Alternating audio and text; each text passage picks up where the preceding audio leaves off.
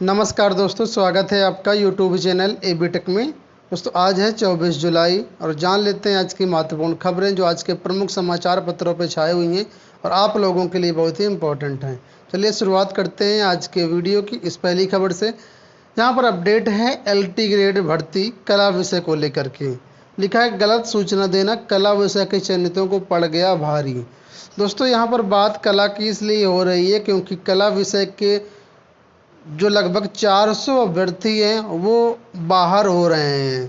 किस तरीके से बाहर हो रहे हैं तो वो आप यहाँ पर देख लीजिए। यहाँ पर लिखा है कि कला विषय के लिए जो निर्धारित योग्यता है LT ग्रेड भर्ती के लिए वो है सहायक मतलब कला पद के लिए ललित कला से स्नातक के साथ B.Ed या फिर कला से आपने स्नातक किया है और B.Ed है। ये निर्धारित योग्यता है LT ग्रेड कला विषय के लिए। लेकिन अधिकतर ऐसे छात्र हैं जिन्होंने ये निर्धारित योग्यता पूरी नहीं करते हैं बल्कि उन्होंने प्राविधिक कला से इंटरमीडिएट किया है और B.Ed भी नहीं किया हुआ है। इस वजह से अभ्यर्थी बाहर हो रहे हैं। यहाँ पर दिया गया है 468 अभ्यर्थी सफल हुए हैं जिसमें 400 अभ्यर्थी चयनित हैं और ये 400 अभ्यर्थी हैं जो कि B.Ed नहीं किए हुए, इंटर प्राविधिक कला से किए हुए और ये बाहर हो रही हैं। ठीक है, तो ये बड़ी एक अपडेट है। जो भी चयनित हो गए हैं अब वेरिफिकेशन में सारी चीज़ें पता चल रही हैं कि ये अभ्यर्थी बाहर हो जाएंगे। दूसरी बड़ी अपडेट की बात कर लेते हैं दोस्तों। नए आयोग के गठन का खींचा जा रहा खाका। यहाँ पर बात हो रही है दोस्तों नए शिक्षा सेवा बोर्ड की जो आयोग बनना है तीनों बोर्डों को मिला करके, यानी परीक्षा नियामक प्राधिकारी कार्यालय, उच्चतर शिक्षा जो आयोग है जो भर्तियां कराता है असिस्टेंट प्रोफेसर की, इसके अलावा माध्यमिक शिक्षा सेवा चयन बोर्ड जो TGT PGT की भर्तियां कराता है। तीनों बोर्डों को मिलाकर के नए बोर्ड का जो गठन होना उसका जो खाका है वो खींचने की प्रक्रिया शुरू कर दी गई है। यहाँ पर देख सकते हैं लिखा है उत्तर प्रदेश शिक्षा सेवा चयन आयोग का धरातल पर उतारने की तैयारियाँ तेज हो गई हैं। इस आयोग को गठित करने की कवायद लंबे समय से चल रही है लेकिन प्रारूप को लेकर के अब तक असमंजस बना था। इधर बैठकों में नए आयोग का खाका खींचा गया है, उस पर सहमति मिलते ही शासन अधिकृत ऐलान कर सकता है। ठीक है, वैसे तो नया आयोग आगे दिया 3 संस्थाओं को मिलकर के गठित होना है, वो सारी चीज़ें आप लोग जानते हैं। तो फिलहाल जो नया आयोग बनना था उसमें सरकार अपना ध्यान देने लगी है और अब इसकी प्रक्रिया भी शुरू कर चुकी है।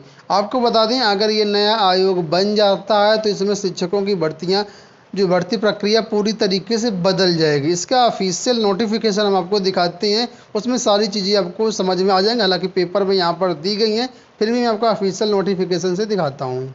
ये देखिए ऑफिशियल नोटिफिकेशन है, ये नया नहीं है पुराना ही है, लेकिन अब इसके गठन की प्रक्रिया जो शुरू हुई थी वो शुरू हो चुकी है। ठीक है, यहाँ पर लिखा है कि 3 प्रकार से यहाँ पर भर्तियाँ होंगी, कावर्गीय सेवाएं, खावर्गीय सेवाएं और गावर्गीय सेवाएं।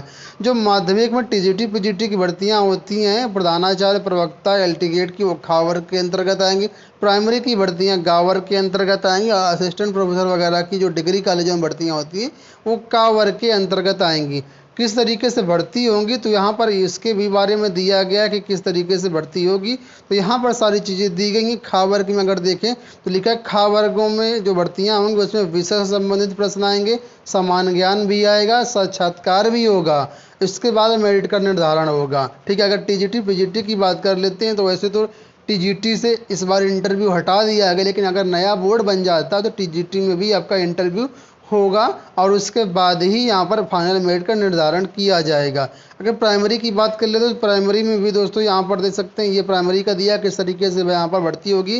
तो लिखा है इसमें साक्षात्कार नहीं होगा प्राइमरी में, और सब्जेक्ट में क्या क्या आएगा तो भाषा ज्ञान, शिक्षा का अभिरुचि, सामान्य अध्ययन पर आधारित लिखित परीक्षा होगी एवं केंद्र सरकार द्वारा जो TT एवं CTT करवाई जाती है उसका 1/4 अंक भी आपका जोड़ा जाएगा, उसके बाद मेरिट बनेगी। इस तरीके से भर्ती होगी। दोस्तों इसका मैं डिटेल्ड वीडियो है किस तरीके से आयोग काम करता है, डिटेल्ड वीडियो बनाया हुआ है। आप लोग आई बटन पर यहाँ पर देख लीजिएगा, डिस्क्रिप्शन बॉक्स में देख लीजिएगा, आपको इसका लिंक मिल जाएगा, यहाँ से आप लोग इसका पूरा कंप्लीट जानकारी ले सकते हैं।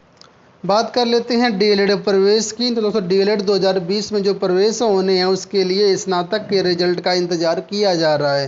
परीक्षा नियामक प्राधिकारी ने कल इसके लिए शासन को प्रस्ताव भेजा है कि जो डीएलएड 2020 के प्रवेश हैं, एडमिशन है, वो ग्रेजुएशन के रिजल्ट के बाद ही शुरू किया जाए, क्योंकि अगर पहले शुरू कर दिया जाता तो बहुत सी सीटें खाली रह जाएंगे। पिछली बार ग्रेजुएशन के रिजल्ट के बाद शुरू किए गए थे प्रवेश, तब भी 35% सीटें खाली चली गई थी, और अगर अभी शुरू कर दिएगा तो बहुत ज़्यादा सीटें खाली जाएंगी। कारण इसका ये भी है दोस्तों कि अब प्राइमरी में बीएड को मान्य कर दिया गया, इस वजह से डीएलएड अभ्यर्थियों का क्रेज थोड़ा सा बढ़ा एडमिशन के लिए, घटा एडमिशन के लिए। ठीक है, तो अब इसके लिए संभावित यही है कि जैसे ग्रेजुएशन के रिजल्ट आएंगे उसके बाद ही डीएलएड में एडमिशन शुरू होंगे।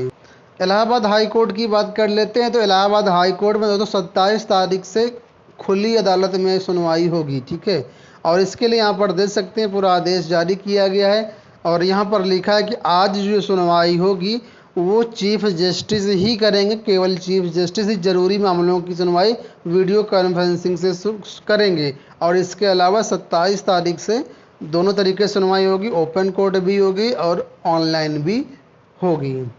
यहाँ पर ये केस दे सकते हैं, आज एलटी ग्रेड हिंदी और सोशल साइंस के रिजल्ट के लिए केस लगा है। ठीक है, यहाँ पर देख सकते हैं 24 जुलाई को केस लिस्टेड है और फ्रेश केस में है।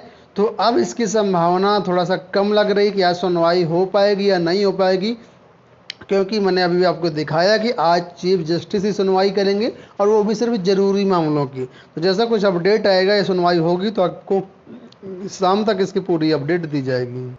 बात कर लेते हैं यूपी ट्रिपल एससी की। तो दोस्तों यूपी ट्रिपल एससी की काफ़ी सारी भर्तियां हैं जो अटकी पड़ी हुई हैं, और इन भर्तियों पर कोरोना का एक तरीके से पहरा लगा हुआ है।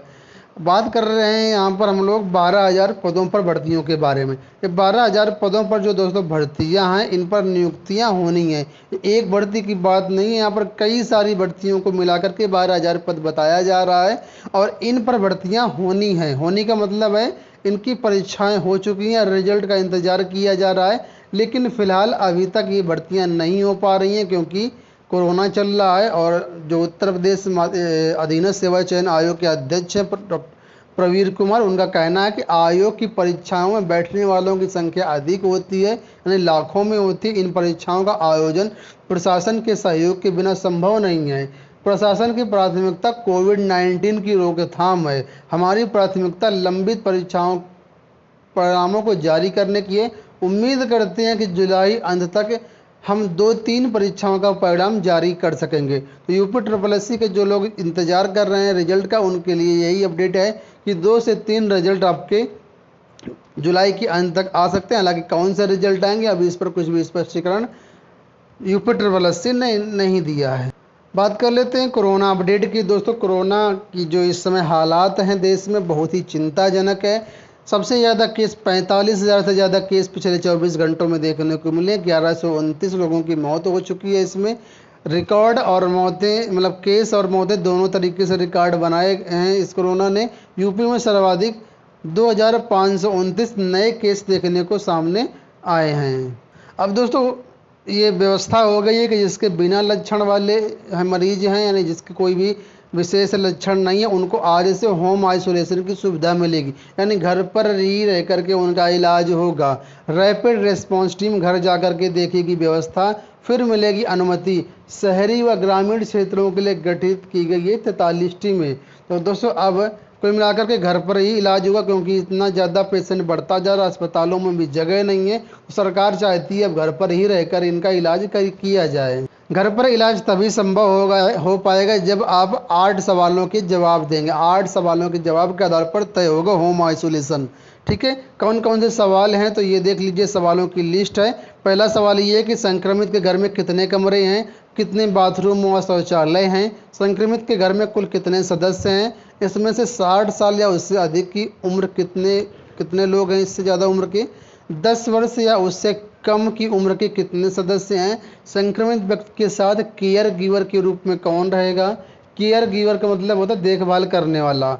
इसकी उम्र कितनी है, घर में कोई गंभीर बीमारी का मरीज तो नहीं है। ये अगर 8 सवाल आपसे पूछे जाते हैं और आप इन 8 सवालों का जवाब दे पाने में सक्षम होते हैं, तभी आपको होम आइसोलेशन में रखा जाएगा, नहीं तो फिर आपको अस्पताल ले जाया जाएगा। यूपी बोर्ड की बात कर लेते हैं तो यूपी बोर्ड में स्क्रूटनी के लिए दोस्तों 32,000 से अधिक छात्रों ने आवेदन किया है। यूपी बोर्ड स्क्रूटनी के लिए जो आवेदन की तिथि थी 22 जुलाई थी, वो खत्म हो चुकी है। इस वजह से आज इसका कंक्लूजन आ गया है कि अब तक कुल मिलाकर के 32,000 से ज़्यादा लोगों ने इसमें आवेदन किया है। दोस्तों यहाँ पर अपडेट है कंप्यूटर कोर्स के लिए, लिखा है कई नौकरियों के द्वार खोलते हैं ये कंप्यूटर कोर्स। यहाँ पर बात हो रही है नीलिट से यानी डुएक से जो कोर्स होते हैं। पहला कोर्स होता है SSC का, दूसरा कोर्स होता है O लेवल का और तीसरा कोर्स होता है A लेवल का। SSC की कीमत 3,000 बताई गई है, A लेवल की कीमत 31,000 है और यहाँ पर कीमत है O लेवल की 18,000 है। ठीक है, ये कोर्स कर लेते हैं तो कई सारी नौकरियों में आपका फ़ायदा होगा। बहुत सारी नौकरियां होती हैं जो यहाँ पर लिस्ट भी दी गई कौन कौन सी नौकरियों में आपका फ़ायदा होगा। फिलहाल मैं आपको ये बताना चाहता हूँ कि इस समय एडमिशन चालू है और जो छात्र करना चाहते हो नीलेट की वेबसाइट पर कर सकते हैं। और सबसे बड़ी बात दोस्तों, ये SC ST के लिए कोर्स निःशुल्क हो रहे हैं, तो आप लोग इसका फ़ायदा उठाएँ। ये कोर्स बहुत ही ज़रूरी है। लेखपाल भर्ती आ रही है, इसके अलावा पुलिस भर्ती आ रही है, उसमें भी सारे कोर्सों की डिमांड होती है, खासकर SSC की या O लेवल की। ठीक है, तो ये कोर्स आप लोग ज़रूर कर लें। अंत में बात कर लेते हैं छात्रवृत्ति को लेकर के। दोस्तों जो छात्र हैं जो छात्रवृत्ति के लिए आवेदन करना चाहते हैं उनके लिए बड़ी अपडेट है, चाहे आप 9th क्लास में हो या हायर एजुकेशन में हो, सबके लिए अपडेट है कि पहले आपका आधार कार्ड का डाटा मिलाया जाएगा, उसके बाद ही आप लोग छात्रवृत्ति के लिए आवेदन कर पाएंगे। जो आपके एकेडमिक में सारे रिकॉर्ड्स हैं, जैसे माता का नाम, पिता का नाम, आपका नाम, जन्मतिथि, लिंग, एड्रेस, ये सारी चीज़ें आपको पहले आधार कार्ड से वेरीफाई करना होगा, उसके बाद ही आप लोग इसके लिए आवेदन कर पाएंगे स्कॉलरशिप के लिए। तो मेरा कहना ये है आपसे कि अगर आप आधार कार्ड और जो आपके डॉक्यूमेंट्स हैं हाई स्कूल इंटर के प्रमाण पत्र, उनको एक बार मिला लीजिए। सारी डिटेल सेम होनी चाहिए, क्योंकि अगर थोड़े सा भी डिफरेंस है आप लोग फंस जाएंगे, आपका वेरिफिकेशन नहीं हो पाएगा और आप वजीफ़ा के लिए आवेदन भी नहीं कर पाएंगे। तो ये हो गई दोस्तों आज की पूरी अपडेट। ऐसा करते हैं वीडियो पसंद आया, वीडियो को लाइक और शेयर कर दीजिएगा, चैनल को जरूर सब्सक्राइब कर लीजिएगा। धन्यवाद।